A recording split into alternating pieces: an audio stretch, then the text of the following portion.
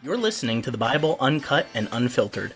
We believe the Bible doesn't need to be watered down or cleaned up to be understood.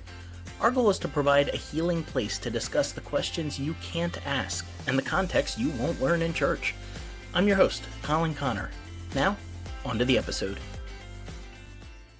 Welcome back, everyone, to a brand new episode of the Bible Uncut and Unfiltered with a guest that we have never had on before, but you have definitely heard me talk about him, not least of all reasons because he heads up Theology Beer Camp that we have been to for a couple years now. We're one of the God Pods there. He is one of the OG Christian podcasters, has led up Homebrewed Christianity, and is right now smoking a cigar in the backyard, ready to talk Tolkien. Tripp Fuller, welcome to the podcast. Glad to be here, and good to meet everybody that's new. And if you like hanging out with Colin, then you should come hang out with him at Theology Beer Camp, and you'll meet like 30 other podcasts that you could listen to. So this is always fun. And, you know, my favorite session at camp every year on the Geek Stage, Tolkien. But it's actually my favorite session in general. But I could have it happens on the Geek Stage. And so listeners, just know I was sent questions in advance about Tolkien and prepared. And let me see how long my document is here. Just so everyone knows, Tripp is editing in advance. It is 18 pages. 18 pages of Tripp's notes to himself. So this is going to be good. Yeah. You neglected to mention it's all, single space, double side. For those of you who have listened here for a while, you know I am a huge Star Wars nerd. I go off on it all the time. Well, what that is for me is kind of Lord of the Rings for Tripp. So he is going to be nerding out here. But I promise you, even if you're not into the fantasy genre, even if you've never read Lord of the Rings, or if, like my dad, reading The Hobbit in middle school scarred you, this is still going to be for you. You're still going to enjoy this. We're going to have a lot of fun, and it's not just going to be total nerdiness. All right. A lot of nerdiness, but it's going to be fun. Okay, well, let's just hope by the end, your dad's like, I feel like some of that trauma was healed. I'll watch the extended editions with you at Christmas. That is the goal here today. We got to get my dad to go back and at least watch the movies, not just think back to middle school. So we got this. We'll talk a little bit more about beer camp in the episode here, but let's see. It was 3 years ago now. We had the Lord of the Rings theme in Denver. That was my first time being there at beer camp. So that was a lot of fun getting to see everyone dress up. We had a lot of wizards, couple hobbits, had a Bombadil up there. Oh yeah. The opening night, there's a cosplay karaoke, and this year we're having a post-apocalyptic prom. So yeah, I saw that in the email. So you can either come decked out in prom gear or your favorite apocalyptic IP outfits. And so I'm just saying, it's if you feel the lure, Oh yeah, get ready.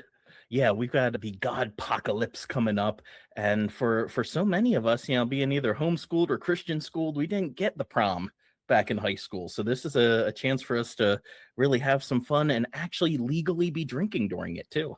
It's true. Very legal. Yeah. Insurance policy. All paid for and everything. Cannot wait. Well, Tripp, so we have you on here to talk Lord of the Rings, Tolkien, everything else related to beer camp there. So I think a lot of people are going to know your name. They're going to know you maybe as a theologian, probably as a heretic, and as one of the original Christian podcasters. You've been going for, 12 years now? Something like that? I think since 2008. So. Wow, okay, yeah. So what's a long time? 18 now. That's awesome. Geez. Yeah, I'm old. I'm legally an adult podcast. Yes. And like we've mentioned, you are also one of the biggest Tolkien nerds around. You have even had the Tolkien Heads podcast going for a while and facilitated many conversations about it. So do you remember what first drew you into the world of Middle Earth, and why has it stayed with you all these years? Oh, yeah. Well, I read The Hobbit in middle school because all my friends did. I liked role-playing games and stuff. So if you're a Baptist preacher's kid, what's the safest way to explain it to your parents is you don't say like Dungeons and Dragons. You say it's like it's like Lord of the Rings, and J.R. Tolkien was friends with Lewis, and he converted him. So Yeah. it's basically witnessing.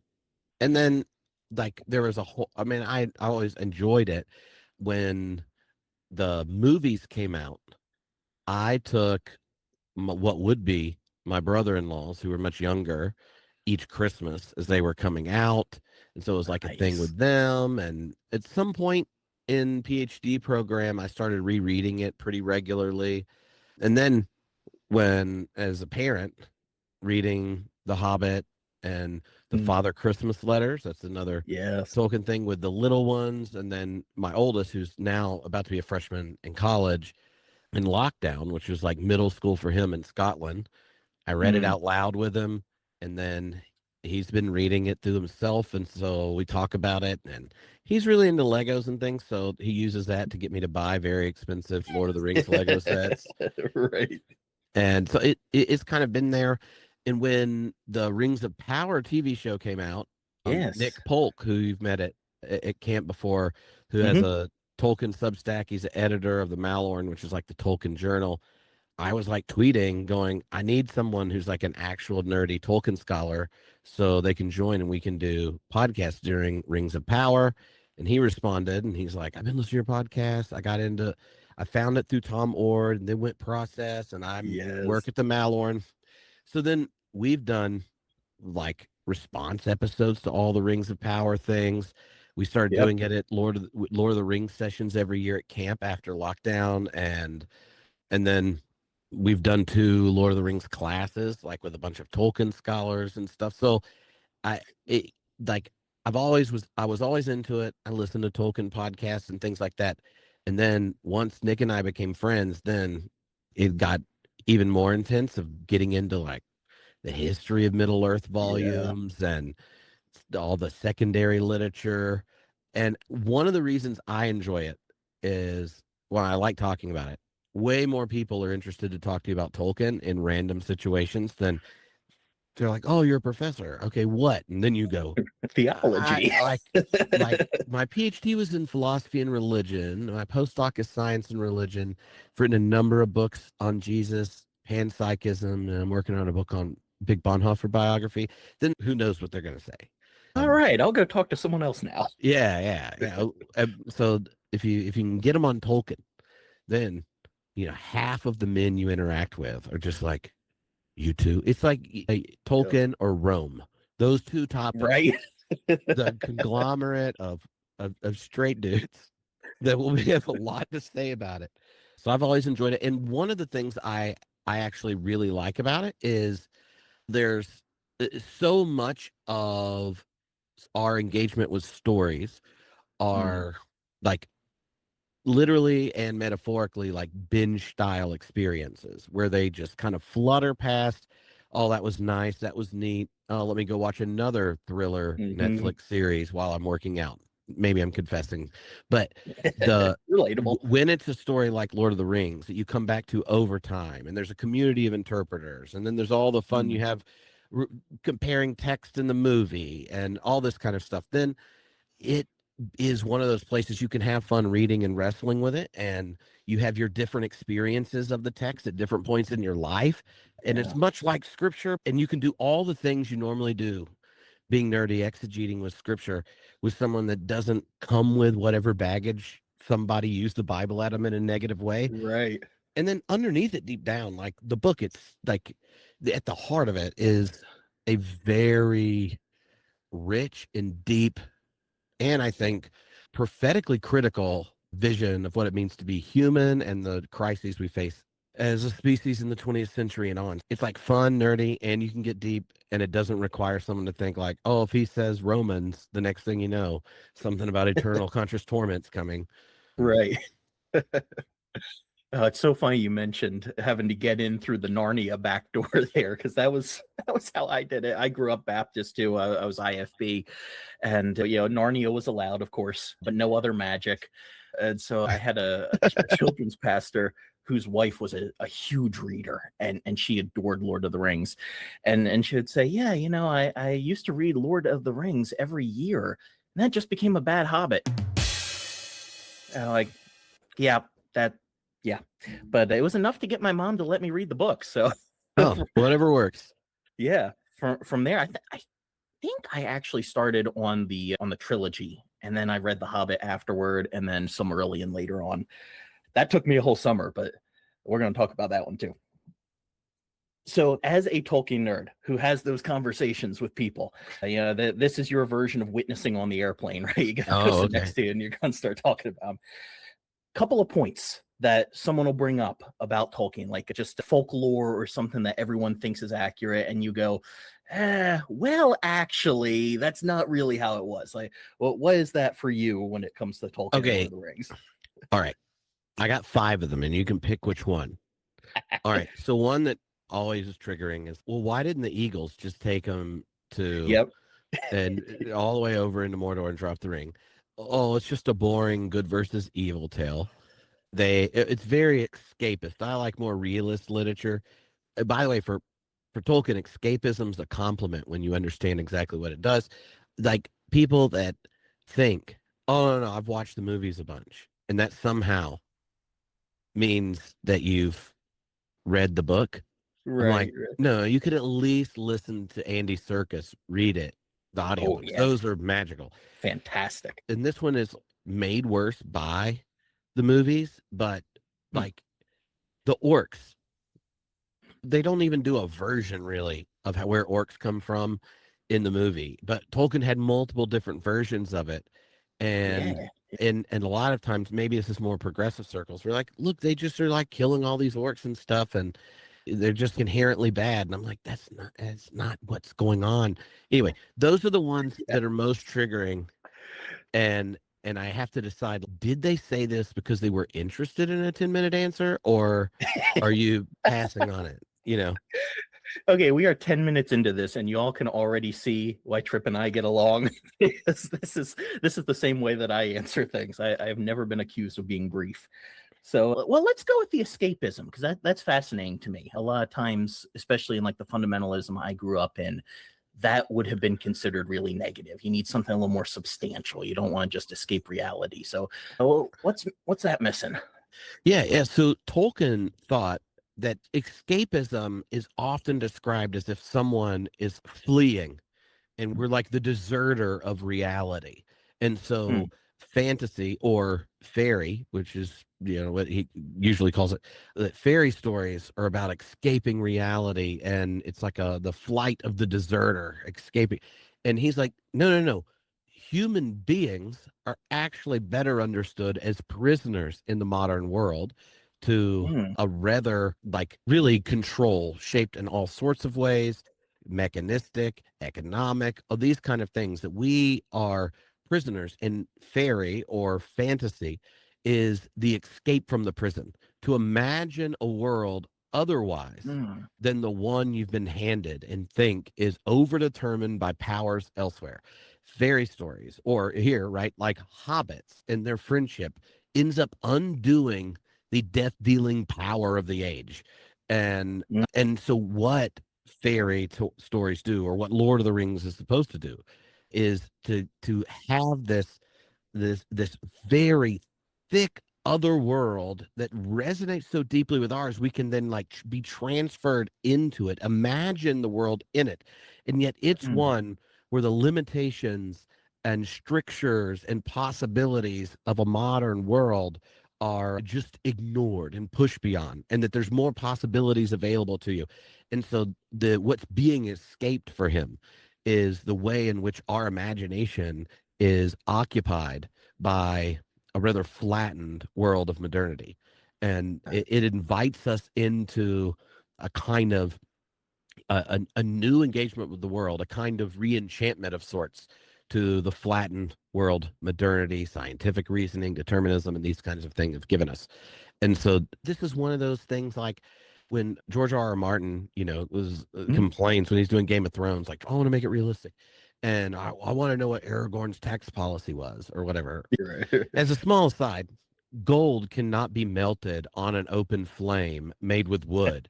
And so if you were going to be realistic, you might at least know what temperature gold How to melts do some on. smelting, right? Yeah, yeah. Anyway, but but it's that's like missing the point. of Yeah. what fairy does. Like for him, Tolkien's when he in on fairy stories, Game of Thrones would be a tragedy. It's not a fairy story. It's a different genre. Mhm. But if you think fantasy means there's dragons there or whatever, Right. Yeah. then okay. But for him, it's a kind of story. Yeah. So it's about like overcoming the limitations of what we think is possible to open up our minds to hope for something better than what we have. Yeah. And you can see it in the text, right? So you'll get this where characters are being stewarded by, well, Gandalf is the one that most people know, but he's like essentially in the whole universe, kind of like a stewarding angel of Hmm. humanity into maturity. Like he can't do it for you, but he can empower you, encourage you, and this kind of thing. And he's regularly there to both inflame one with hope and to reframe challenges that come up where you think this is the only solution when that solution's escaped, we're hopeless. Mm. And so imagine someone who is writing this and dreaming it up in the middle of the Battle of the Somme in World War I, at the utter destruction that the material world, kind of modern materialism and nationalism and militarism has generated, the kind of death of a generation. Then you go home and the beautiful English countryside has been chopped down. Nature's being Mm. conquered on behalf of development and modernity, and you're like, oh, this is good, it's reason, it's progress. And he's like, that is it. And so a world where tragedy is framed by eucatastrophe is Mm. is beautiful. And and for him as a Christian, he's like, the idea of a Christian imagination is doing this. Yes. So now, does he go like all C.S. Lewis and get all allegorical on it? No, because the act of reenchantment isn't proving the historicity of the myth. It's actually Mm. enlivening or reenchanting your imagination to the dignity of one created in the image of God. To be Mm. conscious co or sub creators, his language, with the divine. So is the difference then when we're talking with fairy versus something allegorical like Narnia, or would you actually say Narnia fits under that too, under fairy? In the forward to the second edition of Lord of the Rings is where you get the line about him talking about allegory, and he didn't like it. A lot of people were like, oh, this is about World War II and the ring's the bomb. And he's like, oh God, Right, right. like, are you thinking just because I'm friends with C.S. Lewis doesn't mean this is what I'm doing? And the line is, he says, like, I cordially dislike allegory in all its manifestations. And The for most him, polite way you could put that.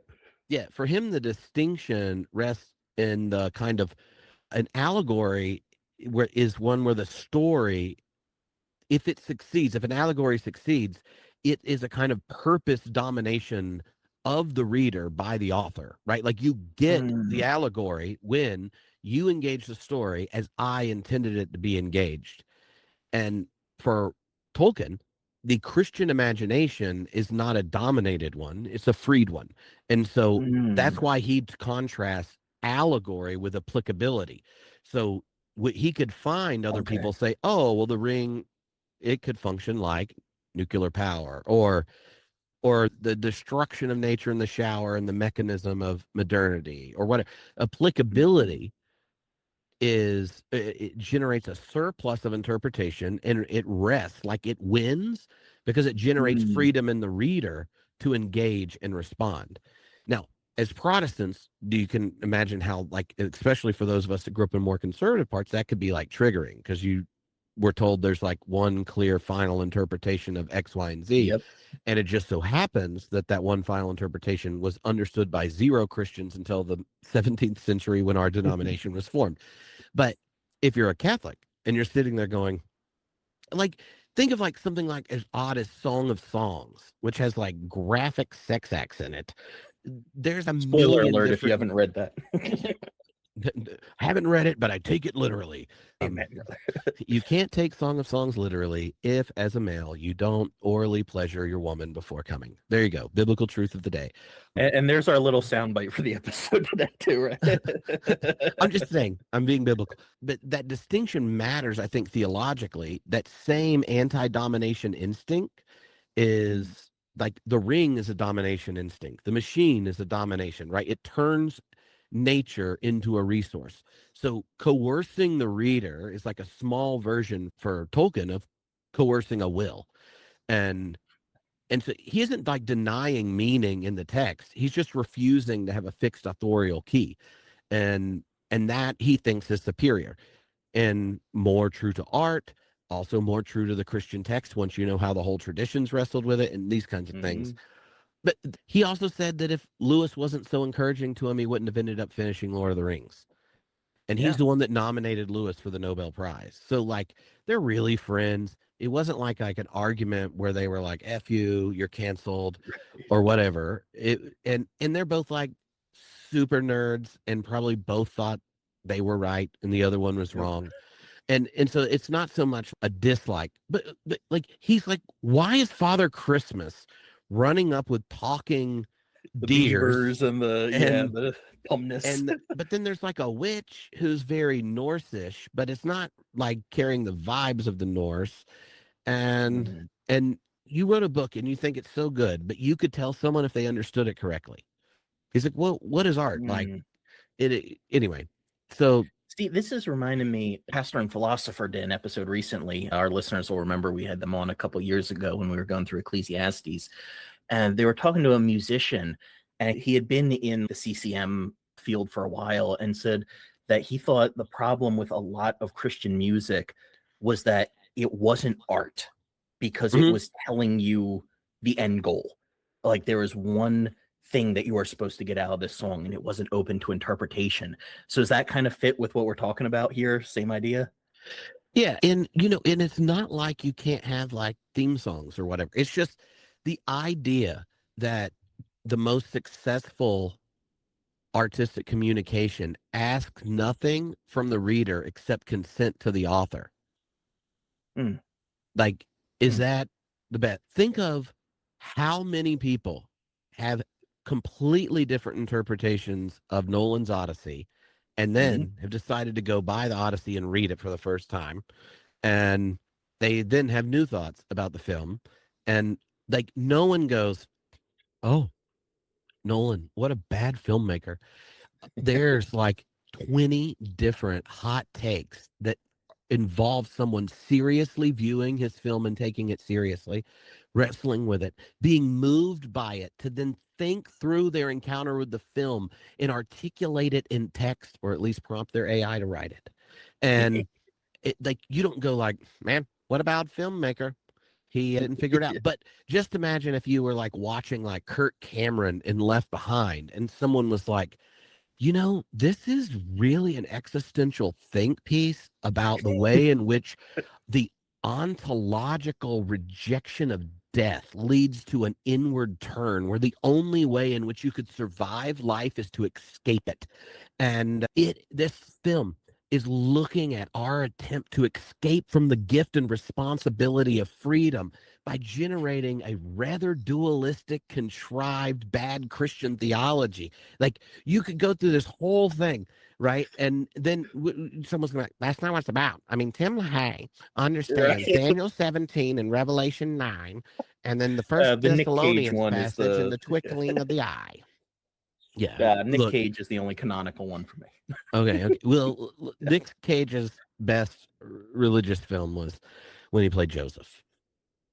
Oh, the new one, Carpenter's Son? Yeah. That's what I'm talking about. Yes. Oh, well, speaking of fun, I would be remiss if we didn't ask you the Eagles question here while we're here. So why didn't they just take the Eagles from the start there, Tripp? I don't know. Why didn't God create a world where there's no sin in it? Like, it's one of those things where people think the purpose of a story is its solution, right? Like, look, you fell in love and got married. Why are you going to live with each other? You're going to have to learn to love the real person that's there and discover everything that is wrong and annoying about them. And then you're going to have to grow or not. And you're going to have to learn to do it together and be vulnerable. That's so difficult. What if you got married, lived in separate parts of the house, only saw each other once a year under nice, structured, fun situations, and then you could be married 50 years and it could be true love? Like, let's have a solution to the problem by avoiding the actual lived experience, challenge, and struggle of existence.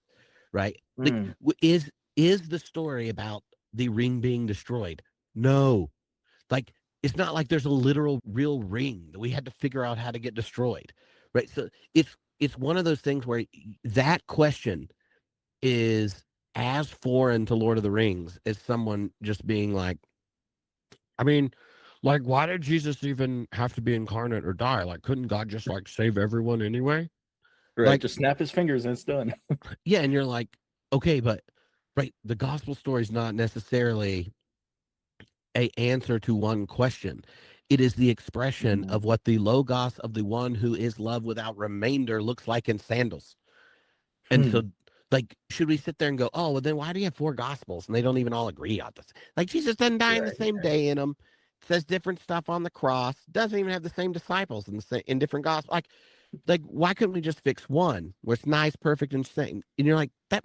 Why? Which one are you gonna get rid of? Because I can think of things It's in called all a four of harmony. them. I can think of things in all four of them that I'd be disappointed. If I'm trying to describe the full humanity of Christ, I'm not reading the Gospel of John. But Right. anyway, you're going to cut Luke. Why? But then you're going to get rid of, and you start thinking of what's there. So, like, to me, the why didn't the Eagles do this thing misses the point. And honestly, like, the big point about the ring and the hobbits and the third age is this is setting up mythologically in the story for the age of humans, like the world when humans become at the center, right? You don't have elves, dwarves, and all these things running around anymore. So telling the struggle of the previous age and the catastrophe that frames it sets up for our age, which for Tolkien, the incarnation and resurrection, or the catastrophe that frames this one. So it's like one of those questions that just means, did you read the book, or is this like you're dismissing it? Right? If you tell them Right. all of your experiences of faith and why it's compelling to you and stuff, and they're like, well, I mean, it seems like it really stressed you out a lot and caused you some trouble early on, and you had some crises when you had to doubt this and had to think about this. That seems odd. Like, Mm. why would you want to keep it around?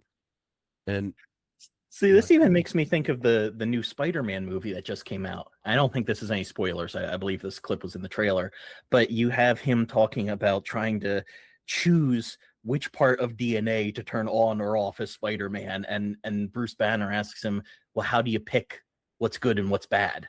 yeah, Because sometimes maybe it's something you actually needed to experience, and you would just cut it out because you think it's dumb. yeah, yeah. The internal logic of modernity that has rendered the world mute and lifeless is one that thinks controlling the other is the sign of true power and safety. And both Mm. the risk of faith, a more basic encounter with nature, or even reflection on the most intense, powerful shaping moments of your life is that the other in its fullness is precisely uncontrollable, right? And so he wants the ability to control who he is, and that's the solution, right? And in the film, it's like it's actually when he realizes that he is all the multitude he contains, that then Mhm. he has a different relationship to the fullness of who he is. And he is both Peter Parker and Spider-Man. Little bit uncomfortable with the unquestioned surveillance state of Spider-Man's AI. It's like he had never watched The Dark Knight. I'm like, I was just gonna say, don't watch you're the end of Dark Knight. I'm like, come on, Spidey. Like, did Batman? I know it's a different universe, but I mean, Batman had a point. Like that, Yep. he learned a lesson.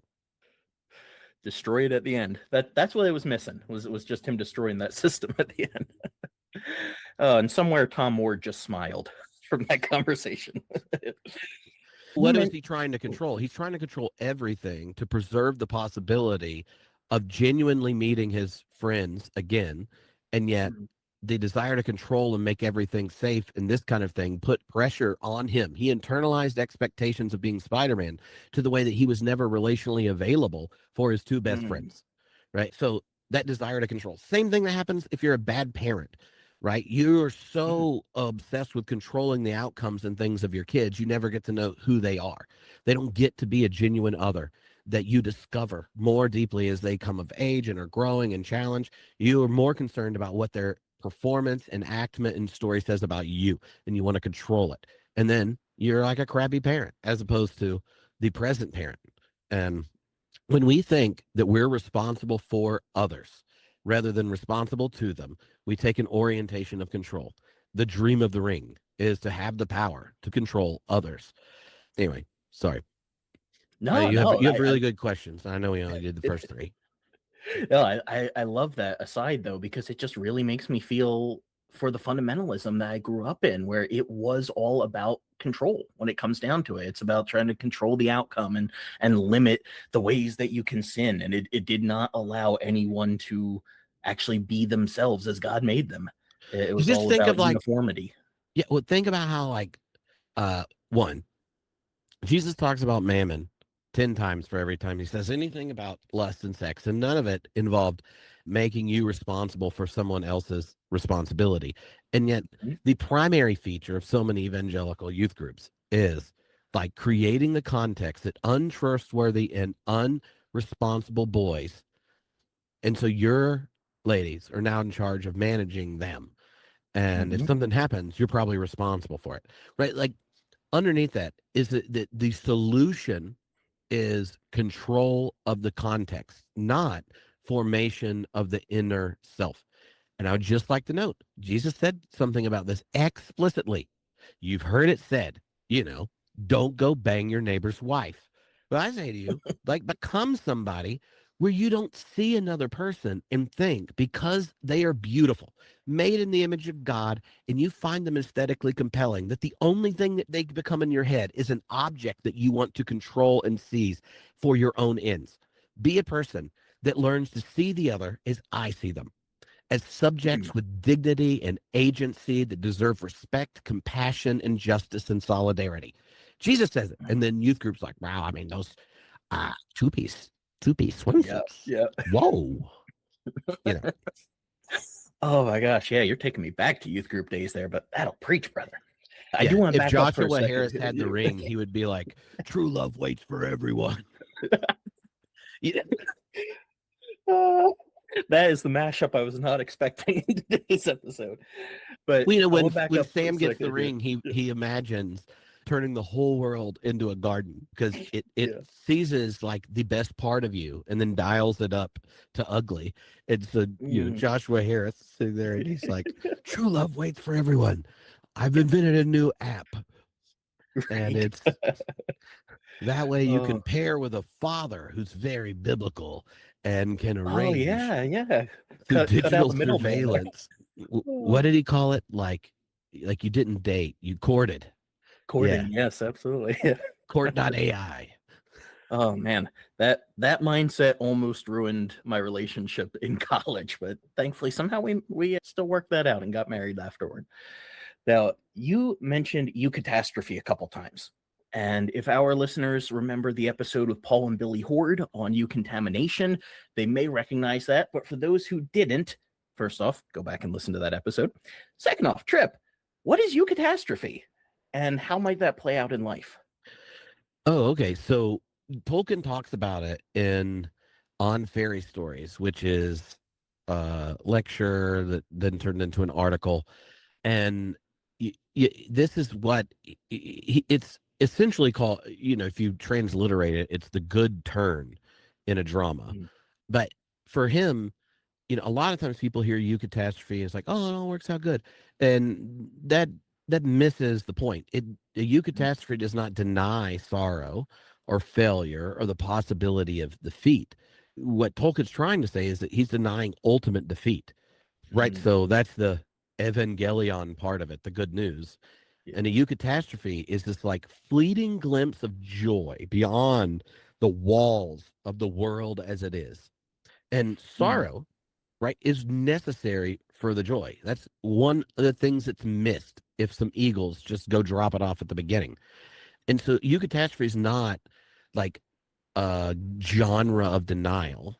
mm, And you know, and so in letter 89 to Christopher, his son, they're describing it to Christopher where he says it's that sudden turn that makes you cry in a story where beauty, goodness, joy, what you could call luck if you thought the world was complete accident happens and it mm, hits you. And he says, as a Christian, it just reminds me of the Gospels. He here's the in on Fairy Story where he's talking about it in relationship to Christianity. One of the passages I really like. He says, "I was there led to the view that eucatastrophe produces joy at the turn of a happy ending because it's a sudden glimpse of truth. Your whole nature, chained in material cause and effects, the chain of death, feels a sudden relief as if a major limb out of joint suddenly snapped back. The resurrection was the greatest eucatastrophe possible in the greatest of all fairy story, and produces that essential emotion.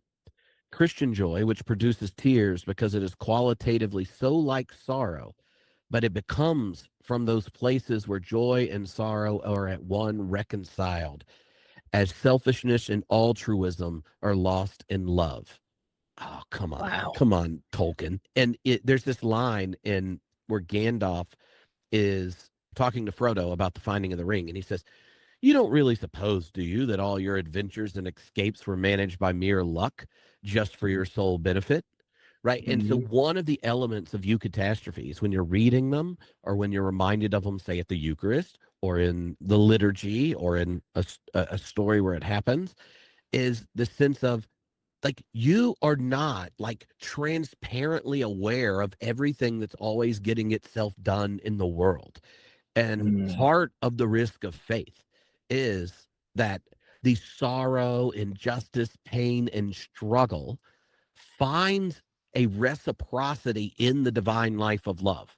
And so, like, if you sit there and you're just the victim of, or the luck of, or it was just that kind of language, then when the assumptions you're making about your own life or about the movements of history are as if it's just a series of accidents. And eucatastrophes at the heart of fairy stories are this place where you get brought so into this other story that when you show back in your world, you go, oh, there's something of that world happening here. And so that's what liturgy done well is. At the end of a worship service, I'll say, as you go, know this, that the one who made all things knows your name, knows your face, and cares. May the love revealed in Jesus the Christ bubble up within you. May it be irresistible in the deepest dark spaces of your life. And as you go, when you walk in the spirit that has refused to let us leave life alone this day and every day unto your end, or whatever, it is. But if that lands, you walk out. Literally nothing is different about the world than when you went in, except that you've decided the only story that can be spoken in it isn't the one you've managed to create in your head. Mm. Eucatastrophe is in what can happen in that flight of fantasy. It is escaping the prison of being locked in to the world as it is, or world naturally, or world flattened, or that kind of thing. And so it is this deep, deep kind of grace. And there's one other little element of it that I've been thinking about, because for the fellowship, the entire narrative is one that insists that deep solidarity among friends, ones that unite across every realm of difference in Middle Earth, and that they refuse to claim the ring's power for themselves. That's what ultimately leads to the ring's undoing. But even right at Mount Doom, it's not the purity of the friendship that destroys the ring. Like, Mm. no, it is a power that no one can manage. And this is something Gandalf tries to tell everyone. We can go through all the different encounters with it later, but Frodo can't do it. Gollum bites off his finger, Yep. right? The power of the ring undoes itself. But what creates the context for you catastrophe is solidarity and friendship across difference, friends that refuse to claim that power for themselves. And so, in many ways, it is a kind of symbolic enactment of the Eucharist in a very Gerardian reading. It's the end of sacrifice, or the end of nomos, law, order as ultimacy. The Mm. undoing of the power isn't setting the structures to control it in the most best, amazing outcome. It's the flourishing of finite, broken friends who resist to control and dominate the other. And in that space, the ring undoes itself. But even the ring isn't something to be conquered. It's the drive to conquer that undoes Mm. itself. Anyway, That really is the gospel, then, isn't it? Like, this isn't just a fun story to read or watch, but there is so much truth and really spirituality into that. So that even has me wondering, like, what would you say that Tolkien has taught you about theology? You have your degrees, your post grad degrees. You've preached more sermons than you could count, written probably more books than you could count at this point. But what have you learned from Tolkien that the seminary or the pulpit didn't teach you?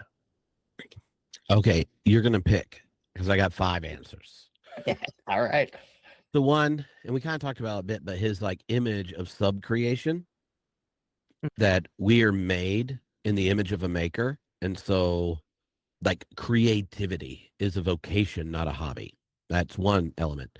Another is in Lord of the Rings, you get a beautiful picture of providence that resists puppetry, and it's grounded in the creation story in the Silmarillion and such. Another is it was Lord of the Rings where, you know, for humans, like the gift of humans is death, not punishment. And what does that mean? That's like Lord of the Rings is a beautiful place to think about how the machine is an extension of domination over other wills, including our non-human neighbors. And recently, I just finished reading it this summer because the Pope did that quote from Gandalf in his AI encyclical. And there's this new Barry Harvey book that's really good that brings up this in it. I was thinking of Gandalf advice for the church in what is the church's vocation and mission. But those are like the 5 things that are, I don't know, most significant theologically. At least it popped to mind when I was reading your questions. Oh yeah, they all sound amazing. But let's start with that first one because I'm really fascinated by the idea of creativity there being this vocation for us. So let's go that route. Yeah. So on fairy stories and in this, he talks about elsewhere and in the letters, right? For him, his act, say, of making Lord of the Rings is an act of subcreation. And that's one of the gifts of fairy stories, or like whole thick universes that you can then be transported to in your mind, right? When reading them, it's an act of subcreation because you are a creation of the creator, right? And so we make because we are made in the image of a maker. And he has like one of his lines about it. He says, "We make still by the law in which we're made." So creativity is the human vocation. It's not a hobby. And one of the reasons this became so important to him in modernity is think of in the early 20th century how the process of industrialization took, say, the making of a table from someone who that's their vocation. They craft it.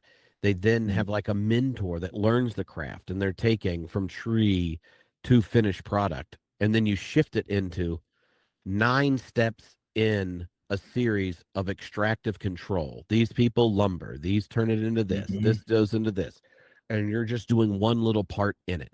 And then we go, oh, well, like we have all this, we've done this because it's more efficient, and then we get more done and we can make money that way. So then we have free time. So then we can do things like creative things. And he's going, like, there is a genuine cost to your humanity when what is the work you do in the world has become a cog in a machine rather than a vocation with a craft.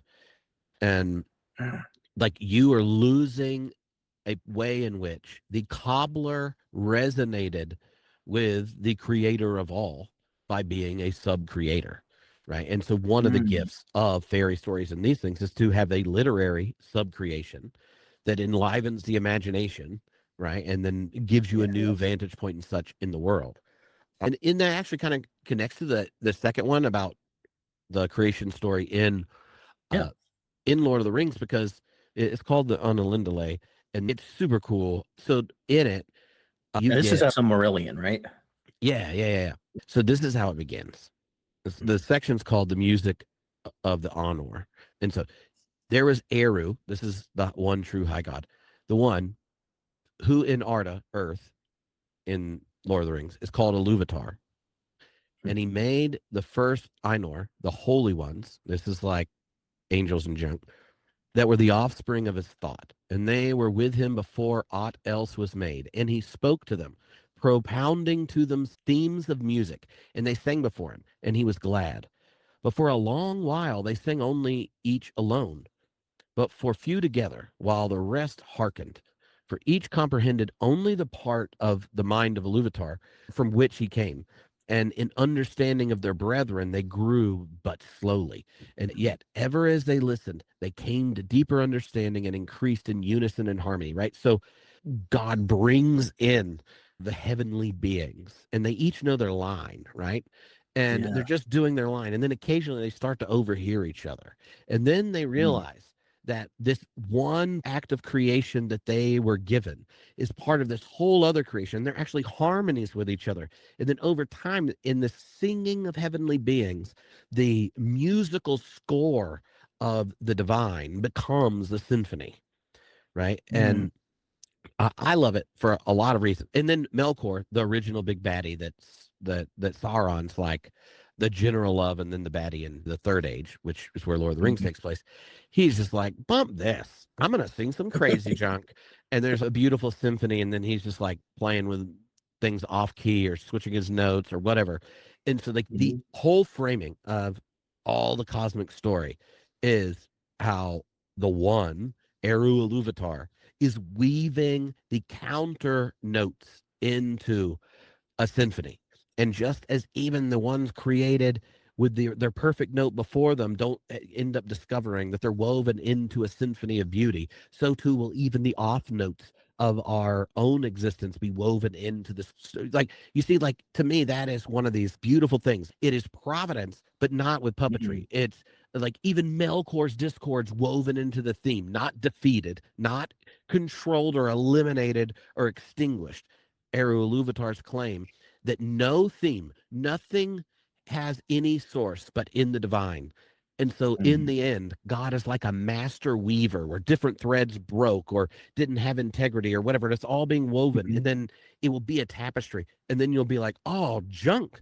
No wonder. But it's not as if you were being like controlled or forced into or whatever. The Mm. confidence is in the conductor that can bring whatever we give in our beauty and our brokenness can be woven into a symphony that reflects the divine being as it is in itself.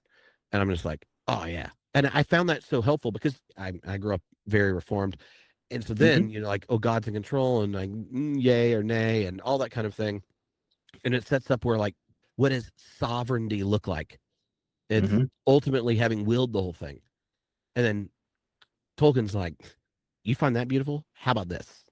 Yes. The God is like a master musician who hands you an instrument because you get your own integrity and contribution. And in whatever way you make beauty, it's woven in whatever way it's an off note, it finds its proper place in a Mm. symphony of divine love. Mm. And that has both this, it is a sovereignty, but it's a sovereignty of love that does not see freedom as an escape of the divine vision, but as the very site for which it's reconciled to the divine character. And I'm just like, give me that junk. Come on. Yes.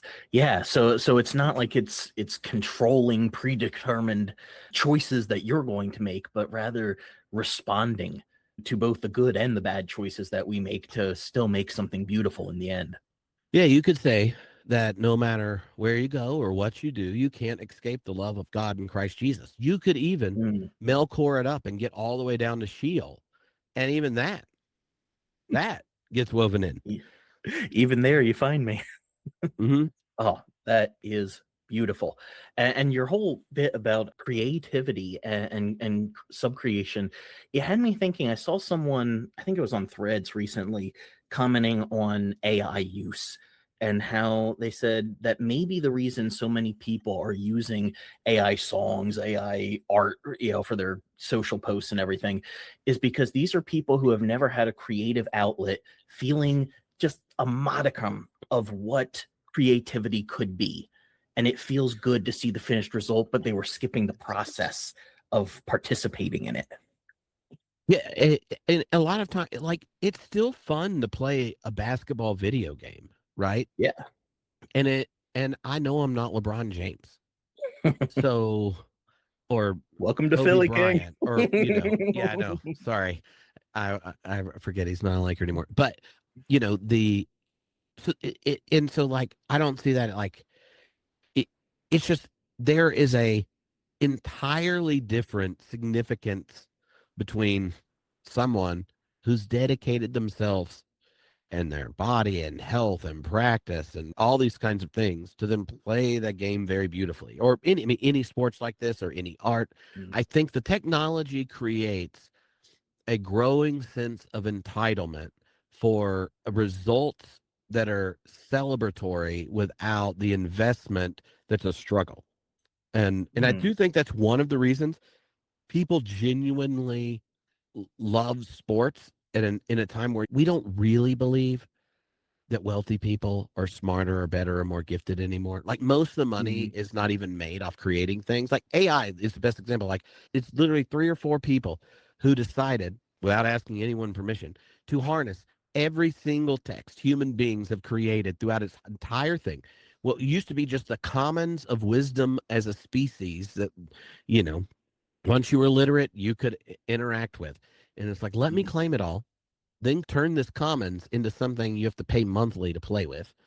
Mhm. And anyway, so and it also does it about our inner life, but we don't have to go.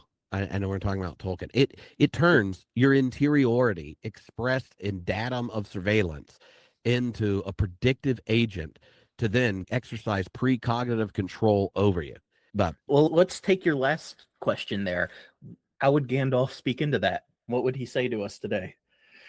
okay, so there are these 3 bits on this. He talks about what does responsibility look like Mm. in a world where all that's going on is beyond the limits of your knowledge, and and whether it's Frodo or Denethor, the steward of Gondor, Mm. you see these characters who either feel like they're thrown into this moment in history and wish they weren't there, or that they want to be able to control it. And so they seek, like, if I just have enough data, they're like data addicts. If I just know it all, probably through a Palantir, then I can manage and control this or know my utter fate. Right. And so think of like Gandalf talking with Frodo, where Frodo's like, I wish it need not have happened in my time, thinking about the Mhm. ring coming to him. And Gandalf says, so do I. And so do all who live to see such times, but that is not for them to decide.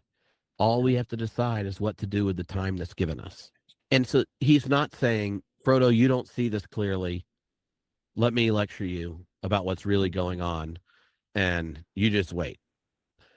He's acknowledging the experience and then says, yeah, but don't be so overwhelmed by your circumstance that you neglect the slither of agency you have at where you find Mhm. yourself. Like, what is that? You get to decide. What do you say and what you do in the time you're given? And if you think that you're going to just give the gift of your freedom away and be a subject to history, accident, and situation, then you're just going to miss the actual gift of of existing. So then think of then his encounter with Denethor. Denethor sitting there, he's been working the Palantir, and it's not like with the Palantir he's seeing false things. He's just seeing what Sauron wants him to see, right? Mm. Now, there's obviously an analogy to people who have basically disengaged significantly from interacting with people around you. And so then Mhm. you're controlled by Or an social media anxiety. much? Yeah. Of you've doom scrolled. And then you're like, I know more than any human knows what's going on in the world 50 years ago. And it was Mhm. selected by me, by highly mature techno billionaires who obviously want me to have a very well regulated sense of self. You know, Oh, so absolutely. and No sarcasm at all. and Denethor sitting there basically telling Gandalf, look, I've seen what's going on. This place sucks. It's going down. You need to just chill out. That's the Mm. message translation of Denethor. And then Denethor says, look, I am the steward of Gondor and I'm trying to do stuff for Gondor. So, like, I want to get the ring. I'll do it to help this. Like, he's trying to be Mhm. like rational and reasonable. And then Denethor says to Gandalf, well, you aren't even in charge of anything. What do you Mm. know about being a steward? You're just a run around talking to everyone playing with hobbits. And Gandalf says, no, the rule of no realm is mine, neither of Gondor nor any other, great or small. But all worthy things that are in peril as the world now stands, those are my care. And for my part, Mm, I shall not wholly fail of my task. Though Gondor should perish, if anything passes through this night that can still grow fair or bear fruit and flower again in days to come, for I am also a steward. Did you not know? And he's like literally the angel figure, kind of like stewarding the people. But he's also mm, going like, sometimes if you think your imagination can't exist past the institution or your nation or whatever it is that we put ourselves in, then you can be so overwhelmed with it. And then you're like, if I can't rock it, F it. And mm, and Gandalf's going like, no, no, no, think about this. Yeah, things suck.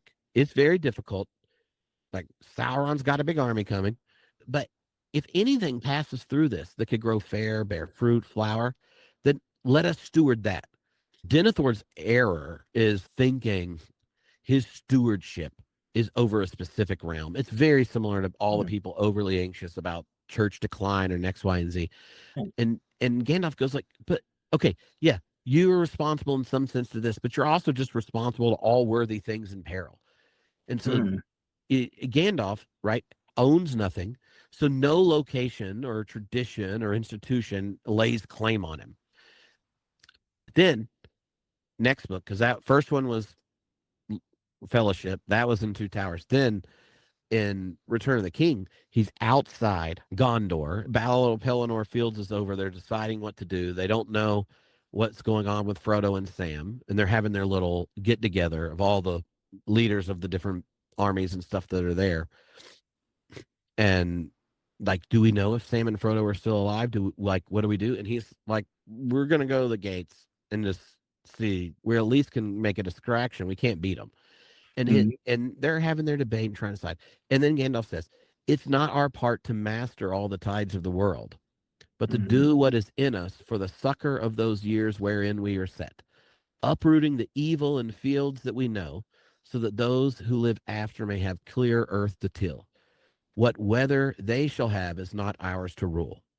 And so you're sitting there, and he's just saying, "Look, we are not in control of everything. We don't know everything, but at least in this one way, we can be faithful here nevertheless, because mm. it might be an utter defeat. But is fear of failure going to keep you from risking the possibility of goodness? Right. And so that's when Aragorn and the Rohirrim and everyone's like, let's do this. And Yes. but all three of those, whether it's like the individual in their situation in Frodo, or the leader of a particular place, or like the collective species in the face of oncoming destruction, and all of them, he has this kind of wisdom to both acknowledge the situation and say, what are you going to do with your finitude? Mm, And he's like the angel stewarding them to do what? Become the responsible self in a broken world where your own success is not promised. But mm. that doesn't mean you can't be faithful for whatever comes next in whatever measure. So, Amen. That'll preach. Now, I want to pause here for a minute and just say that if you have been enjoying this conversation, and I hope you have, then we would love to be friends with you. And I think there might even be something going on from October 8th through the 10th this year that you might want to be a part of. What do you think that might be, Tripp? oh, Theology Beer Camp. Oh, yeah, it's happening in Kansas City, Missouri this year. Bible Uncut and Unfiltered will be one of probably 30 to 40 God pods there. It has been a fantastic time. It really, really just hit me, especially the first year I went, because I had been out of church for a year after leaving my fundamentalist church and all that stuff. And I'm like, this is one of the first times I am walking back into a religious space with a bunch of people from all across the religious spectrum. I had no clue what to expect. And it was so cool. It was so welcoming. I had some incredible drinks, met some incredible people that I have still kept in touch with, found some fantastic podcasts to listen to, and just had a lot of fun. So Tripp, let's talk a little bit about what we got coming up those 3 days. God apocalypse. What do people have to look forward to? Well, okay, so things that happen at Theology Beer Camp is like, what would a wild, fun youth event be like if you were old enough to day drink. So there's lots of like fun stuff. We mentioned the cosplay, group karaoke. Mhm. There's all the best beer in Kansas City. There's someone I that's like their job paid all years to structure the beer at the event, along with lots Ben's of been on our pod, non-alcoholic. so Yeah, the yeah, listeners know like Ben. okay, like I mean, so if you're a beer nerd, you're gonna go like, wow, it was like I visited every cool brewery in town, and I did it while Can sitting confirm. here and hanging out with friends. There's also plenty of other drinks and things, and they develop the non-alcoholic stuff significantly. As an aside, there's Mhm. also a AA group that meets throughout it. You know, Yep. depending on where you are in recovery, that if that helps make it a safe space for the larger experience, you can. It's very easily marked. It's easy to get together, all that kind of stuff. Mhm. There's also the big October Zest party. It's like an Yep, one of my favorite Oktoberfest, parts. but zestier. People bring different drinks from all their favorite breweries all over the world, and you can try all these different stuff this year. You're getting a second glass at camp that Mhm. is like a taster size glass, so you can Oh, totally nice. rock out that. Or if people are like getting wine or kombucha or Mhm. whatever and don't want like a whole pint glass worth of it, you can use it for that. During that, there's lots of like yard games. There's like cigar time. There's Food trucks. food trucks, hot ones Yep. that that theologians now are asking to be on, so that should be an experience. The idea of going all the way to the top of hot ones and being around the next day outside of the restroom is not possible for Tripp, though if I was a younger man, I would do it. Or maybe if I wasn't in charge, I would do it. Anyway, there's lots of games, there's like music and stuff, and there's lots of times that where you can have meals with people in similar life spaces or geographic spaces. There's lots of ways of connecting. There's off the mic sessions. Then there's like 4 stages this time during breakouts with all sorts of different topics in it. There's like 30 some theologians that'd be there. Ilia And the Dilio breakout and sessions are, yeah, the breakout sessions are some of my favorites because you get into all the fun stuff. Like last year, there was a breakout session talking about the Aliens franchise. mhm. There was one of my favorites was talking about the Sinners movie that had come out a couple years ago. So there is something for everyone. You do not have to be a huge theology nerd or a nerd of any kind. You can just be deconstructing. You can be looking for new friends. You can be a theologian and still find yourself going, what did he just say? Like there's so much for everyone. Yeah, and this year there's also a new live podcast stage. And the coolest part is like having so many different theologians, whether it's like, you know, Diana or Ilia Dilio or Cornell West or Gary Dorian or like whomever, they're only doing one or two things and we don't let them hide. And they Mm-hmm. know like the main thing is just being available so that like regardless of all the cool sessions, you always have the opportunity of just like deciding to corner someone and talk to them and make new friends and things. So there's tons of stuff that happens, but for me, you're doing it like you would anything when you're planning like like a big youth retreat. Like the real goal is the relationship part, but there's lots of good drinks, food, and nerdy stuff and fun things throughout it. Yeah, and there's like some surprises and stuff coming this year that Ooh, you'll find out when it goes down. cannot wait. So if you all are listening and that sounds interesting to you, I can guarantee you it will be. It is well worth going. Tickets are selling out very fast. So I recommend getting them as soon as possible. Head to theologybeer.camp. You can also head to our website and we have links to it there. So we will hope to see you there. Now, going back to Lord of the Rings, I started with kind of more general and like theology based questions. These are things that have kind of bugged me personally, and I would love your input on here. First thing being, Lord of the Rings really sits a lot with grief, loss, impossible odds, like we've talked about already, and yet Tolkien does emphasize hope and eucatastrophe, and often there are surprisingly sudden resolutions that save our heroes. And yet today, I think a lot of people, especially who have deconstructed or become disillusioned with church, might feel like, for lack of a better term, that kind of hope-centered narrative is unrealistic or naive. But I don't think that's actually what's going on. So how do we cultivate a mature hope in a world where maybe Gandalf doesn't actually arrive by first light on the fifth day? Yeah, so this is fun because the elves have two different words for hope. Amdir, which is like looking up, where it's hope grounded in evidence and like a reasonable expectation, and Estil, which is like a trusting hope that's not founded on like calculation and therefore not refuted when the odds go bad. And by the way, Aragorn's name when he's in Rivendell is Estil. That's the Elvish name he gets when he's living in right. So Oh, it yeah, is the yeah. trusting hope.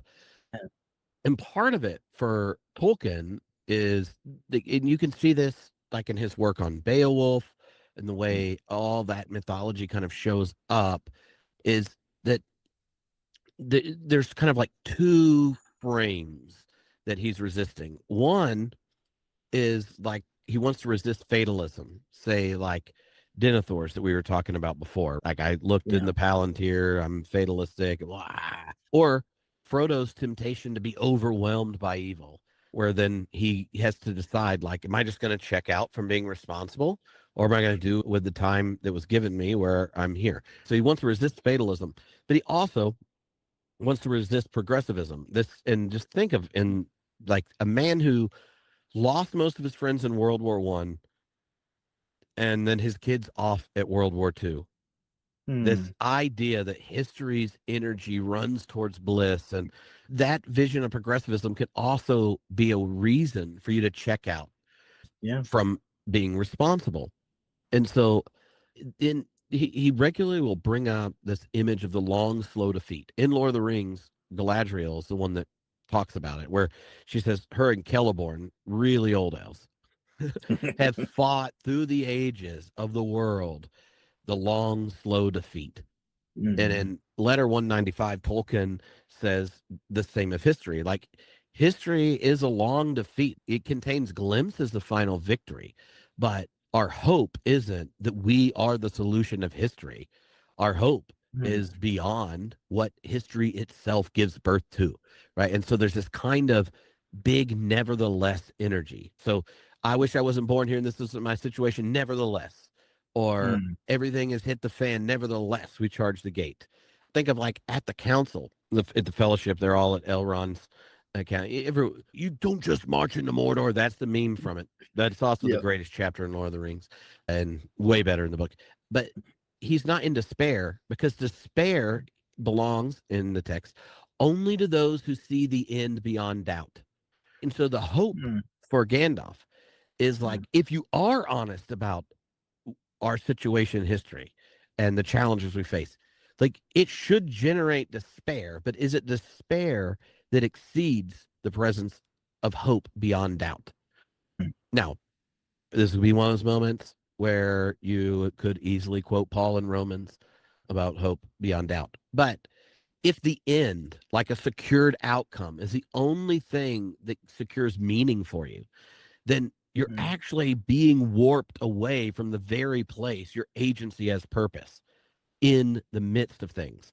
Right. And so Mm. a lot of times those who have their world destroyed when it was nice, organized, certain, and final, you could end up getting disillusioned with the church. You could get disillusioned with the promises, and you're like, oh, now it's all simple, or that was betrayed, or this kind of thing. And oftentimes we end up grieving the loss of some kind of guaranteed end. And Mm. what Tolkien's getting at is the guarantee is never the source of the meaning, right? So Galadriel and Celebrimbor are like, it is the long, slow defeat, or you aren't in control of how everything goes. Nevertheless, you want to hand off better soil, or tend the fields that's given to you, or be responsible with your own instance. So it's like our imperfection gets taken up into the divine life, and each new moment's a new possibility given by God, and that's where our agency has purpose. So it's not the hope of looking up hope, Omdir and Elvish, where it's just the evidence and reasonable expectation is that we're either doomed or promised ends there. It's an Estil hope. It's not because where we find ourselves necessitates that outcome. It's that in the finding of ourselves, we give ourselves to that future. Right. And so to me, one of the beautiful kind of invitations of spiritual formation that Tolkien puts there is very much stuck in the life of faith. Jesus is constantly like, think of the disciples. Well, you're going to go to Jerusalem. You're going to get yourself killed. This is Yeah. unreasonable. We're doing a great job. You're drawing crowds, packing it out. 5K, 5,000 people. If we go there, you're going to get killed. It's not a good idea, right? And he's like, get behind me, Satan. They don't get what's going on, and they think the solution is that he's the solution to the world as it is, rather than Mm, enacting in faith the possibility of the world to come, right? And so what does it mean to have hope? Not in what is, but what is to come. And what is to come, what is that hope? It's grounded within the story that Erū Ilúvatar is the one like doing the symphony, or the master mm, weaver, or the one who refused to be God without us. If we talk about the incarnation, which is the yeah, yeah. center of Tolkien's, theology of eucatastrophe, it's that God has given God's self to the world. That changes things. Hmm. That's so empowering. I love that. Now, one of the things that has really fascinated me, and we've touched on it a little bit already, is that the wisest and the most virtuous characters in the story all refuse the ring. They do not trust themselves with the power, even if they intend to use it for good. What do you think Tolkien is saying about power, and what should American Christianity learn from that today? Okay, so I love this question. So I put them in order they happen. Okay. All right. So the first refusal is Gandalf at Bag End, right, in Bilbo's house. Mhm. He doesn't deny that he would want to wield it to good, right? And he says that through him it would wield a power too great and terrible. Right? The Mm, problem you see at the refusal of Gandalf is the tool, not the intention. The tool mm, itself is the problem.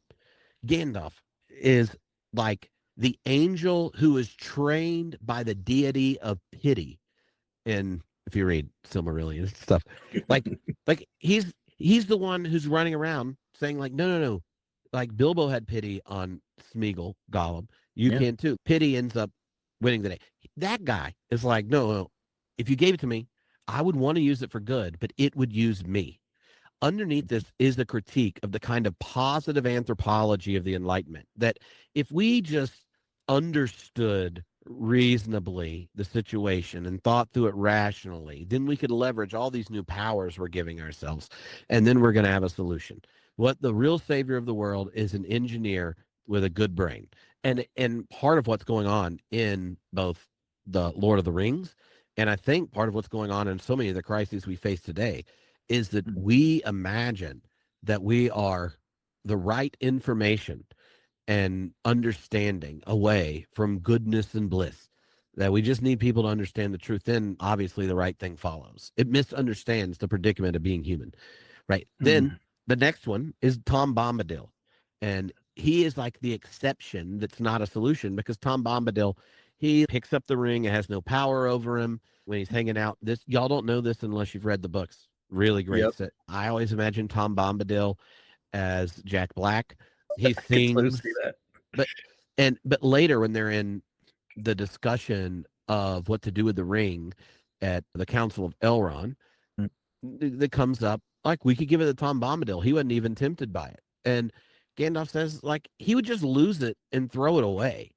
Like, yep. and why? Because Tom Bombadil, for lots of reasons we don't need to go into, his immunity is through indifference, and that's not Mm, a solution to power. Indifference. mm, Then Galadriel is offered it when Sam and Frodo, go to look in the mirror, and she resists it. And then she says, I pass the test. I'll diminish and go into the West. Her mm, refusal to claim the ring cost her everything she's preserved. mm, Lothlorien, her own ring, and she has to leave. Faramir, Boromir's brother, who was treated nasty in the movie, he said to Sam and Frodo, as he's slowly piecing together everything that went on, that Boromir tried to take it and this kind of thing, he said, I wouldn't take it if it lay by the highway. And his explanation isn't that he doesn't believe it's powerful. It's that he understood what Gandalf did, that the problem is the tool. The tool, regardless of your intention, will turn you into its tool. it will corrupt you. Arag- Aragorn, the one that would have the strongest claim to the ring, refuses it. And I would go with you to Mordor, Frodo, right? Because yeah, he's the heir of the one that had the ring. Anyway, Sam ends up with it right after Frodo think he's dead. He picks it up. He's not dead. He uses it to save him. Sam lies the strong, thinks he's going to turn the world into this giant garden, and he's saved by what? his hobbit sense, like you get his internal monologue. Oh, Sam, this just, I don't. And then his love for Frodo. It's his love for Frodo, not some like moral heroism that saves Sam and his handing the ring back to Frodo. It's like as you look through all of those, you see the question is really the tool that turns you into a tool. That the Mm, temptation of power is our ultimate temptation. I mean, it's you can it's so easily read like, oh, well, if you eat of the tree of knowledge of good and evil, you'll be like God, right? hmm, Thinking about that in our own context, especially around the church, you know, Denethor, when he has the Palantir and this desire to get the ring, right? That's why he sends Boromir and not Faramir, and why Boromir wants it. He's like, we're the stewards. It'll give us the power to use the power of the enemy against itself. When Denethor's looking in the Palantir, he's seeing true things. It's just the one Sauron selects. It's mm, and so there's this sense, right? Like it's the best available picture. Like I'm trying to think of a way of saying this nicely, right? You think of what your algorithm could give you in just a brief series of moments. You can see like a burnt body of a Palestinian kid, a mother labeled a domestic terrorist in Minnesota. Then, oh, you're a bit insecure. You could have some GLP-1s or medicine to fix your receding hairline, followed yep, by your friend's new dog. Next, like anger about your sports team. Then mm, stolen election. Then like you like they can all be true things, but then the way they're framed and put together both numbs us to reality and exercises us towards tribal animus. And yeah. the moment you enter that kind of Denethor logic, you've just left the space of discernment because you aren't deciding what you attend to think through. You don't pause on anything to think about like responsibility or anything. It is animating your affect towards an end that's not your own. And Denethor thinks, I'm going to get the ring. I'm the steward. I'm going to use it against the baddies. The moment you think, oh, if I possess this, that you've left the just war tradition in whatever way it's still available. A lot of people don't, because you're now treating destructive tools of power, and then plus like denial of the other's inherent value, plus kind of your privileged access to truth, and that's the solution. And so when you think of just how that temptation to power and knowledge and such functions in the church, in the way we can speak and look at others, it's there. The other big scene that comes to mind is the Council of Elrond, where they're all discussing it. And this is fun because Tolkien, he's kind of a Catholic anarchist. He Mm, finds control utterly problematic. He said that the most improper job of anyone is bossing others, and that people that seek that job are always the least fit for it. You could see the anarchist energy there. But if the ring, the power, only serves one master, then the idea of claiming it for oneself is a problem. You can't mm, seize a centralized power structure built by and for Sauron and expect it to serve other ends. If you mm, wear the ring long enough, it's going to corrupt you. You're going to become the thing you hate. And so, like, one of the other elements there, when you think about the temptation of the church and changing space, so much of the drive of Christian nationalism is the yep, claiming of power, like all these different realms or whatever, those seven mountain mandate. mhm, Centralized power is itself the enemy, and mm, not merely the problem's not the occupant. The tool makes you its tool, and yep, that kind of logic of domination and stuff, I think, is something we're really have to resist. In the resistance for it, the resistance of power is the cultivation of pity in Tolkien. mm, Whether it's pity for Gollum or a Faramir, the pity for even the Easterlings who had just attacked him, right? Where they get jumped, and Sam's like, yep, "Ah," and they have this discussion with Faramir. And he's like, "Yeah, but you don't know what story that soldier had when he showed up at this war, right? mm, In his version, he's the good guy, and we're the baddies, right? You can just mhm, imagine Tolkien, who lost his friends in World War I, and realize who all the people are that are doing dying on both sides. Yeah. And they're being leveraged with these stories that you're the true hero, X, Y, and Z of war and valor and honor. And then you show up and watch lines of people running into machine guns. What the solution to that, or the site of resistance, is solidarity among friends and pity for the enemy, or love of the enemy. Yeah. And I want to throw in too, on Tripp's Talking Heads podcast, there's a couple really good episodes talking about pity in Tolkien's work. So I definitely recommend you check those out if that interests you. It reminds me too of what we're talking about here with Christian nationalism and the pull of those systems, of a conversation we had with David Hayward, a naked pastor, earlier this year, where he said that those systems, no matter how good you may think the system you're in is, it will always pull toward power and toward corruption, and it will always rip your soul out. We are not stronger than the systems around us. They always have that negative pull that we have to be aware of and looking out for.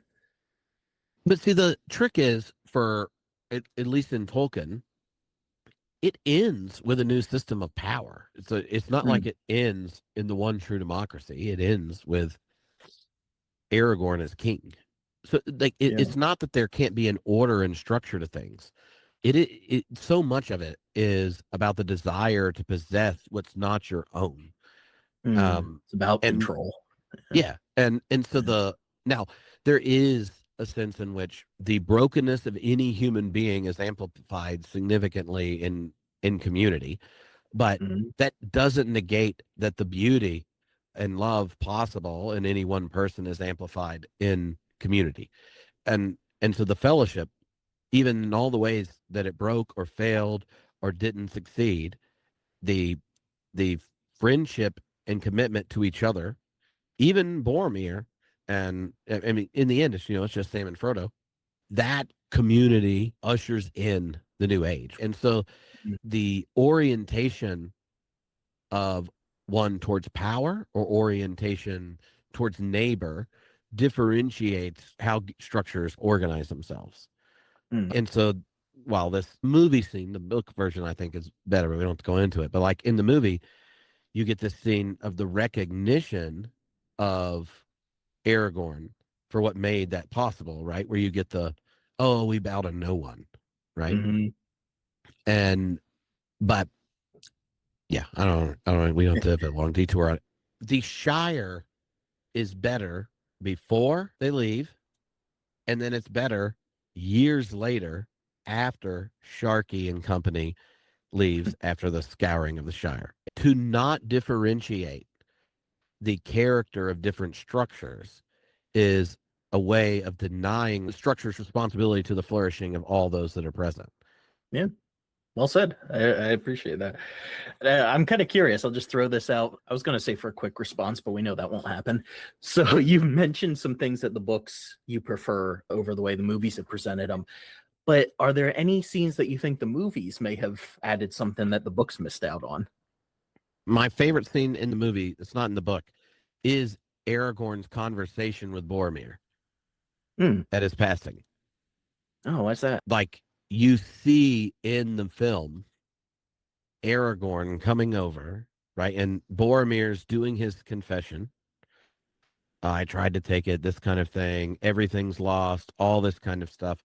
And Aragorn essentially performs last rites to Boromir and names the dignity of Boromir's sacrifice and gives him back his valor and heroism. The way it plays out in the books. One of the brilliant things in the books is whatever the least informed member in any scene is the perspective from which Tolkien tells it, right? And so it always works well because there's always hobbits that have never been anywhere and they don't know anything. And so one of them can always help. The other thing about that scene, one of the places that event in the book, you know what happened with Boromir and Frodo. You have a much shorter scene in the book of Boromir and Aragorn. In the book, Aragorn never narrates Boromir's betrayal to others.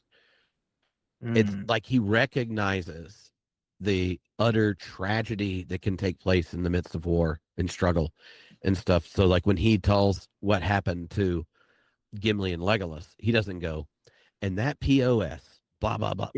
He didn't do that. He was telling the truth to Boromir about his redemption, and I find that they don't learn really details about it. You don't find that out until Merry and Pippin tell us that. You find out other people later, and also Tolkien does not think the battles are the main thing, and so like it's just kind of cool watching like Helm's Deep in the book. It's not like you're going to sit there and describe Gimli and Legolas going back and forth in all these ways and seeing all the Mm. battles and stuff.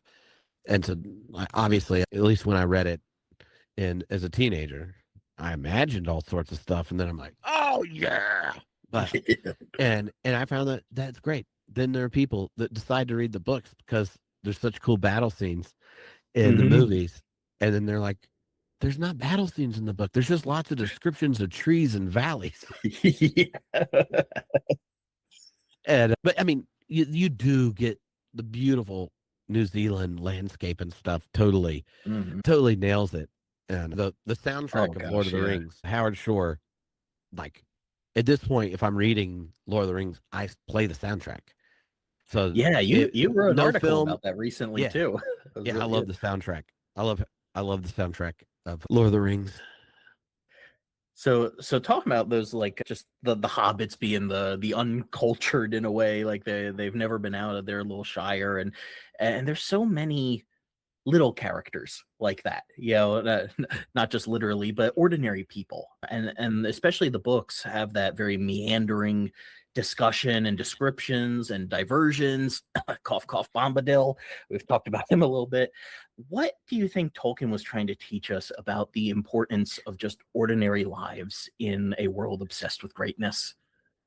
Yeah, I mean, Sam is the chief hero of the story. Tolkien says it. It's letter 246. Tom Bombadil, while I get, I mean, okay, I personally wouldn't mind a very literal or extended version of the film, but I mean, I understand why Fellowship couldn't be 9 hours. But Tolkien knew Bombadil wasn't necessary to the plot, but kept him, right? And he talks about Mhm. this in his letters because he represents something important, really a natural pacifism. What is it Hmm. like to know the world without the desire for domination?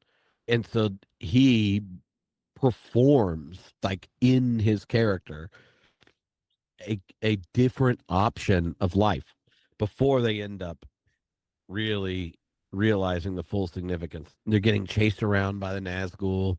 He ends up saving them later, but that is something that's in there where there's a kind of life that Sam has. This like Bombadil is life in nature that's a bit oblivious as to the story that humanity's imprinted on it. But when it goes to the ordinary life being the greatest, there's this parallelism between Lord of the Rings, where the plot ultimately is that through friendship, mercy, these small refusals, not military prowess that the rings ultimately destroyed. There's a big parallel there with the end of The Hobbit, where Thorin, on his deathbed, was talking to Bilbo and says, there's more in you of good than you know, child of the kindly West. Some courage Hmm. and some wisdom blended in measure. If more of us valued food and cheer and song above hoarded gold, it would be a merrier world. And the fellowship of the ring and the story itself centers on people who find their life in the friendships, the people they can't tell their story without. Hmm. And even when you think of the very end in the Grey Havens chapter, where Frodo's giving his farewell to Sam as he's going into the East because he's kind of permanently scarred from the journey, he says to Sam, like, you have so much to enjoy and to be and to do, right? That this is why you're not going with me. And what's he talking about? It's not like a new quest. Their quest was like an interruption of sorts to save the Shire.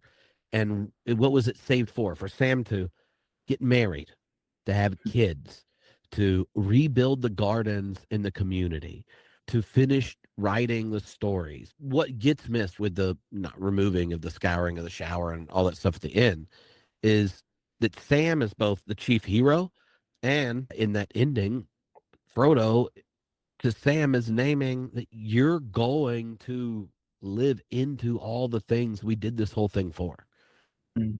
And the hero is the one who ends up having a family and a garden and naming his kids after flowers. And some of them are named after flowers no one in Hobbiton had ever seen until Sam brought back flowers from their journey. One of the questions I would regularly ask people when I would interview Tolkien scholars is like, where would you want to go if you go anywhere in Middle Earth? Sometimes you get like, oh, it'd be cool to go to hang out with Elrond to see the elves sing and stuff like that. But Mm. an overwhelming majority, you're like, no, I want to go to the Prancing Pony Yeah. and hang out with it. Well, I want to hang out with Bilbo and company. I want to get loaded with the hobbits and have a little festival under the tree and dance around and watch fireworks and smoke my pipe, right? And so Mm. for Tolkien, I mean, he even said about himself, like, I'm a hobbit in all but size, right? Mm. If the Lord of the Rings movement ends with Frodo telling Sam that you get to seize what I can't, namely family, friends, this kind of home. And The Hobbit ends with Thorin recognizing that the burglar has more to teach us, like the value of friends, food, cheer, and song, and Mm. that would lead to a merrier world. All of the legendarium is getting at is that our desire for control and power and wealth and domination, these things end up leading us on quests of domination and neglecting and denying from ourselves the greatest gifts of existence. It's the ones that cherish them whose friendship could go to Mordor. It wasn't the Elrond marching down there or Gandalf or a Yeah. giant elf or army or Aragorn or anyone. It was the friends who memories of home sustain them in Mordor. Mm. And they talk Beautiful. about it, right? Like if you go reading the end of Two Towers, and if you read the Sam and Frodo books in the last two books, it's constantly the memory and presence of home that Mm. sustains them through the quest. And we're talking here about the end of the books, and that brings me to something I wanted to talk with you about toward the end of our conversation here, because one of my few disappointments with Jackson's films is that we cut out the scouring of the Shire. Yeah. And that part of the story really resonated with me, and still does post deconstruction, because I kind of feel like I went on this quest to perfect my doctrine as a fundamentalist, only to find out that I no longer had a home when I returned with more questions than answers. And sometimes the completing the quest costs you more than you might have given up if you knew at the start. So what do you think the scouring of the Shire teaches us about faith after certainty? I love this question because I haven't thought of it with that kind of analogy before. But Mm. the scouring of the Shire is not about winning the argument at home, right? Mm. I mean, you can think of a lot of the stuff that happened in Hobbiton before. They all thought Bilbo's a little sus. Frodo, you don't want to Mhm. be like him. This kind of thing. They were always scared of outsiders, and the outsiders, like Aragorn and his kin, are the ones protecting the possibility of the Shire to begin with. They don't know that. The scouring of the Shire is not about winning the argument at home, like I'm going to come back and say you're right. It's about discovering that the person who can win it is no longer the person who can live there. That's what happened to Frodo, right? Mhm. And so like when you look at the story, yeah, I'm sad it got missed in part because, and Tolkien talks about this, saying like I always imagined from the beginning of the book at the outset that the scouring of the Shire was essential, and he's like, don't interpret it as post-war England allegory, but it is definitely connected to his loss of the countryside in his childhood that was destroyed the when he grows up. But Like a like loss when of you, innocence. yeah, and when he comes back, there's like, oh, it's Sharky, but Sharky's Sauron Mhm. reduced. Like, and all he's there is showing up. He's just wrecking things in the Shire out of spite, and that's all he has left. And then you got Lothos, the collaborator. They cut down the party tree, and Mhm. it's evilness as pettiness and bad development, right? They get Yeah. back, and obviously Merry and Pippin have been hitting that int wash, and they come back, everyone's shocked that they're like all in armor and stuff and freaking out. But you notice Frodo doesn't fight. He forbids the killing of hobbits. He spares Sauron's life and Wormtongue. Wormtongue kills Saruman, which is different than the movie. Merry and Pippin end up leading the revolt. And Frodo ends up becoming someone the victory doesn't have room for. Like he ends up having to go to the Grey Havens. And that's where he tells Sam that the Shire's been saved, but not for him, right? That when things are in danger, someone has to give them up so others can keep them. Sam gets the Shire. Frodo gets the sea, the ride to the Grey Havens. And so when I was thinking about your prompt, there's a sense where the strongest detail, like for that parallel with deconstruction, is in the scouring of the Shire and that journey back when they leave Elrond and company and come back, are Frodo's trauma. He's carrying the trauma of the whole journey, but he's not ultimately determined by it. But there are these reoccurring wounds, right? On the anniversary of Weathertop, where he gets stabbed, October 6th. It impacts him, and he's not really aware of it and such, and Gandalf helps him remember it. On March 13th, where he gets attacked by Shelob, the anniversary of it, it shows back up. Where, like, the injury of that whole process, it isn't a past event. It's in his body, and it's there. And I think one of the things, that ultimately led me not to really be able to be at home, at least not yet in any kind of real evangelical spaces. I would love for it to be, and I'm committed to supporting and encouraging people for it to be more beautiful and things. But like that whole journey, there's just like I carried wounds of being betrayed by friends or lied and gossiped about or told that my genuine struggles in wrestling with the divine made me unfit for leadership or, go through that whole thing. But that doesn't mean that I don't want others to be able to have Sam's experience, right? To rebuild something that's beautiful in a different way, that hopefully is internalized lessons and wisdom that maybe I was a part of, but I haven't got to go home. That's how I feel too. Yeah. And so, and I hadn't really thought about it till you sent the question. But yeah, what if the scouring of the Shire, right? It like Frodo comes back, but he's not the one that does it. It's Merry and Pippin are the ones that lead it. And they went on the journey, but they didn't have Weathertop. They didn't go to Mordor. They didn't lose a finger. They were in the Fellowship, but the deepest wounds and burdens weren't theirs. And so they're able to go back and with the growth and change they've had, rebuild Hobbiton. But it was never Frodo's home again. And so as I was thinking about your question, I really hope there are people that are like Merry and Pippin and it becomes a home again, but I don't see myself doing it. Yeah. Being at home there because so many little things just like even just like the phrasing of certain things some way, like where I just hear it, I'm like, oh yeah, I believe that from someone, and then they did the opposite. So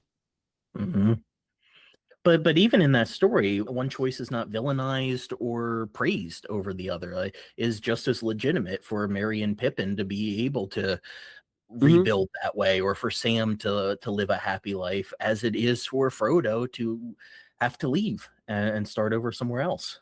Yeah, and Frodo wished he was one of the other three. We all, you just can go right back to the beginning of the Fellowship, where it's like, I wish it need not be my task. Tripp, I have loved nerding out with you on all this. I'm sure we could go a lot longer, but before we do wrap it up, is there anything else, Lord of the Rings, Tolkien, Theology Beer Camp related, that you want to make sure we touch on that we didn't?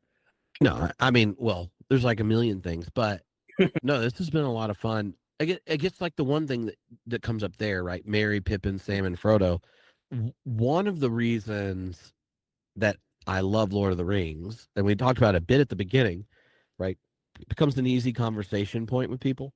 And when it does, it's not because like the movies are neat or I looked at it once. Like people that love Lord of the Rings love Lord of the Rings. And they don't even just mean those books. They mean lots of stuff, right? And there's a whole community of people that this story becomes a place that they were like, I think how Tolkien wanted it to, right? It becomes a subcreation where their imaginations moved, where they do all this. But underneath it, it is a story about friendship. And when I think of the biggest constant encouragement Lord of the Rings has been for me, it is very tempting to fail to have friends you could ever call for a fellowship. And when you think of a lot of the conversations, especially in our culture around like the crisis of loneliness among men, like we have half as many friends as adults our age in the previous generation, and we have all the justifications for avoiding it and trying to succeed or make progress or excellence in these other areas. The thing that made the whole story worth it to the hobbits were each other. And that friendship theme is essential. And I think it's also one of the places you see a deep resonance with the gospel stories, right? Jesus makes a bunch of friends, calls them disciples. But in the Gospel of John, Jesus says, I no longer call you servants, but friends. Yeah. And that comes right before in John, you get the sending prayer. It takes up quite a bit of the end. And yes, there are friendships made and stuff with it. It becomes a reference point. But a lot of us don't have a Sam or aren't a Sam to somebody or a Mary or a Pippin. And when I read it, I don't just think, oh, it's beautiful, the non-coercive power of friendship, undoing the ring, blah, blah, blah, blah, blah. It also goes like, yeah, and who are the people in your lives that are that significant? And it's really okay as a man to love someone and be their friend as deeply as Sam and Frodo were friends. And I had this conversation once with a queer Tolkien scholar, and one of the things he said was how, yeah, you can get kind of like, the whole David Jonathan relationship that some people try to read it like, oh, maybe they were gay lovers or whatever. And he was like, sure, if that helps. But what might be the most powerful reading in our age are like two very straight hobbits. Yep. Who genuinely love each other, tell it to each other, and cry holding the other one. And that you just actually have a friend and multiple of that you would go to Mordor with. And now, obviously, there's not any giant mountains with magic rings in it that need destroyed, but a lot of people end up lonely, facing crises, say in their marriage or in their career or with cancer or the loss of parents and not knowing what to do. Like there's so many genuine deep trials you have. And when you don't have friends and you don't show up for the other and they don't get to show up for you, then think of how short this book is. Think of how short the gospel is. If Jesus said, hey, come with me. And they're like, nah, man, fishing's great. I got to do a job. If you could come back when I retire, then maybe I could dedicate some time to our relationship. And so, like underneath the whole thing, it always reminds me, don't neglect what is of ultimate significance in these deep relationships and risk being vulnerable and genuinely loving your friend. And my partner, she's got wonderfully deep friendships with multiple women, and it makes me jealous. But it doesn't lead me to like begin and end conversations with my friends on the phone, like, oh, I love you so much. And well, it queers a toxic masculinity, right? In a sense, and offers in a story where there's like nothing more like archetype of awesome dudeness than Aragorn, right? But what is the true most powerful thing in it? Is these little dudes that are like, man, I guess we got to do this so we could drink beer with our friends and family under a party tree, right? And so, yeah, sorry, that was a long ramble, but friendship, it always, I love it. It's a call to friendship. Oh, absolutely. Well said. Tripp Fuller, it has been a pleasure talking to you. We will be sure to link to your socials, Homebrewed podcast, and Theology Beer Camp in the show notes. And our listeners know that most episodes we end saying stay curious and keep asking questions about the uncut and unfiltered Bible. But today I want to instead just give 2 challenges to our listeners. First, whether or not you have ever read Lord of the Rings or watched it before, start. Just do it again. Do it for the first time. Sometime in this next month, pick up the book, pick up the movie, and just give it a try. Or at least some sort of fantasy literature, or at least fiction, to get your mind going in a creative way that it has not been. And secondly, get a few friends together and go on an adventure together this month. Oh, yeah. Amen. And maybe go on an adventure together with them in October from the 8th to the 10th in Kansas City, Missouri. Hey, see, we brought There it you all back go. together. There you go. Thank you all for listening. We will see you next week. You've been listening to the Bible Uncut and Unfiltered. We hope we provided a healing place to discuss the questions you can't ask and the context you won't learn in church. If you enjoyed the podcast, would you take a minute to share it with a friend? You could also rate and review on your podcast app. If you'd like to donate to keep our work going, you can go to our website, thebibleuncut.com, and click on the Support Us tab. While you're there, check out the recommended resources and blog where we post show notes and other articles. Thanks for listening. We'll see you next week.